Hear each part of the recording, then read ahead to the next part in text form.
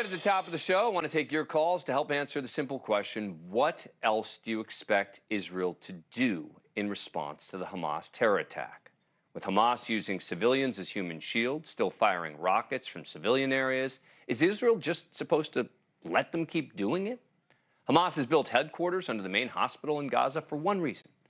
They know Israel will be reluctant to come after them there. Hamas wants civilian casualties. It helps their case. Just the opposite for Israel. I just don't understand what else people think Israel should do in response to having its citizens killed, brutalized, and kidnapped. But let's go to some of our calls. Many of you calling in today. I believe we have Danielle on the line from Oregon. Danielle, how you doing? What do you got? Hello, Dan. How are you today? Good, thanks. So my question or my response to your question is, how do you expect Israel to respond? Is if Israel is claiming to be the moral high ground, the religious high ground, the authority on all of this, my question is, why is this the response? None of this is new. This didn't start yesterday. This didn't start a week ago. This didn't start on October 7th. This started many, many years ago. So if I am stating that, all right, my land, I've been given this land by somebody who didn't own it, and now I'm going to occupy it. I'm going to essentially move all the people out of it who live there. And then I'm going to get mad when they have an attitude that I have moved them out. Right. Okay. What do you expect? So you're talking about 1948 now, correct? You're talking about I'm talking the UN about from John. This is wrong. Okay. So you disagreed with what happened in 1948 with the UN. Fine. All the Arab countries disagreed. They went and they all attacked Israel in a war. They lost.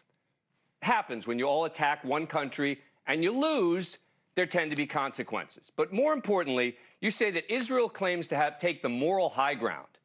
Israel isn't taking the moral high ground. And for the notion that, oh, this is just the same as it always has been.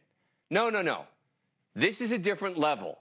Again, that's like saying Al-Qaeda's always had an issue with the U.S. Yeah, so they sent some planes into some buildings. But come on, nothing's changed.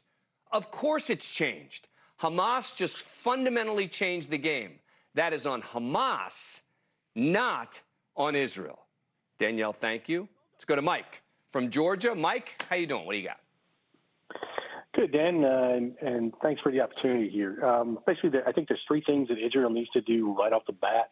One is to start an information warfare counteroffensive, one that is accurate, that details what exactly is occurring.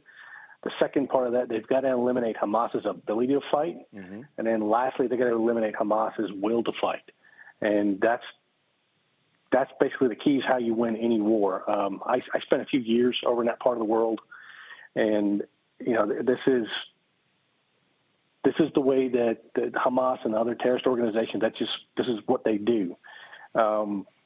They make a point to make sure that they maximize the casualties amongst their own fellow Muslims, because that's good for Hamas and that's bad for Israel. And it was bad for us when we were over there. But I can tell you from firsthand experience, it was not uncommon to see the terrorist organizations that we were dealing with over there to purposely hurt their fellow Muslims.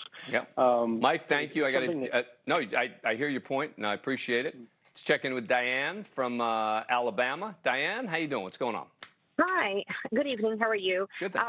I'd like to say that Netanyahu has a very right-wing government, and at this point, they have created a situation where the only option is to sit down at the table and try to either figure out how to create a one-state solution, negotiate with these individuals. Everyone that's gone through this trauma this creates very dangerous mindsets. And the more this goes on, it's never going to stop. The more dangerous. But what should Israel do? Should Israel just call it? Just say, you know what? Yeah, you're right. We're just going to let this one go. They're going to have to figure out a way to negotiate. They're going to have to do. There is no negotiating with Hamas. There is no negotiating. Why should they have to negotiate? Why?